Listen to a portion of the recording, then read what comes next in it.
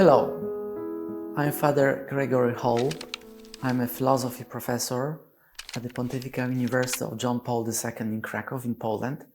Today I'd like to tell you something about Karol Wojtyła's contribution to the debates on the beginning of human life.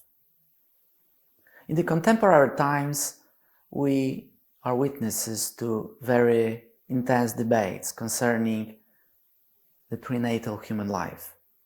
Who is the human individual before his birth? Is he a member of the human family? Is he a person?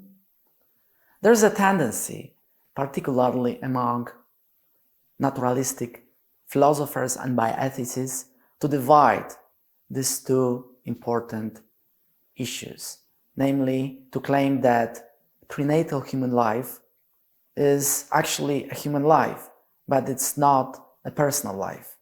The personhood will come later on. They are divided among themselves and unable to say when exactly a human individual, human organism, will become a human person. But one of the practical consequences of this position is that the prenatal human life is not considered as a personal life and hence is devoid of some basic rights, particularly the right to life. So this way of thinking opens up a possibility of abortion, various manipulations on human embryos and fetuses. What would be Karol Wojtyła's position on this important topic? Karol Wojtyła, of course, claimed that every human individual is at the same time a human person. So he was very far from dividing these two important pronouncements. And in his vision of person, in his philosophy of the human person, he tried to sketch who the human person is, at least in a philosophical perspective.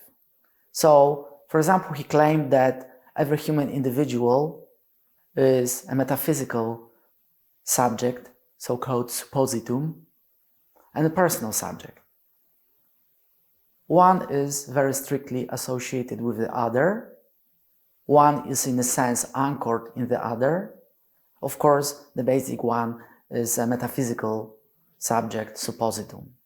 So every human individual, once he, she came to be, is a suppositum. Although we need some time for the personal subject to emerge and be active. That personal subject usually comes and is visible, is striking, is manifesting itself in the course of human experience. The more we experience, the more the personal subject is visible and gets its proper shape.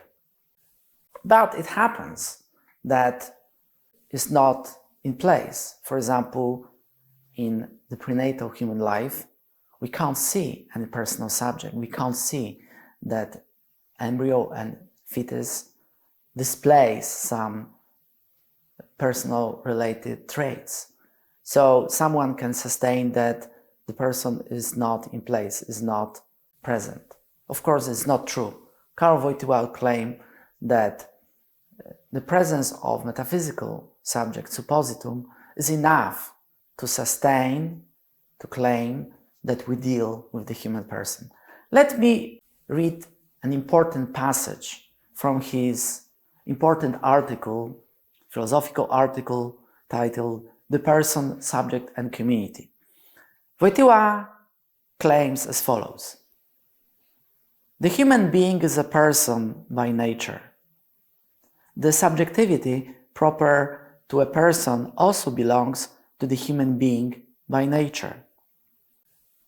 The fact that the human suppositum or metaphysical subjectivity does not display the traits of personal subjectivity in certain cases, for example, in cases of psychosomatic or purely psychological immaturity, does not allow us to question the very foundations of this subjectivity, for they reside within the essentially human suppositum.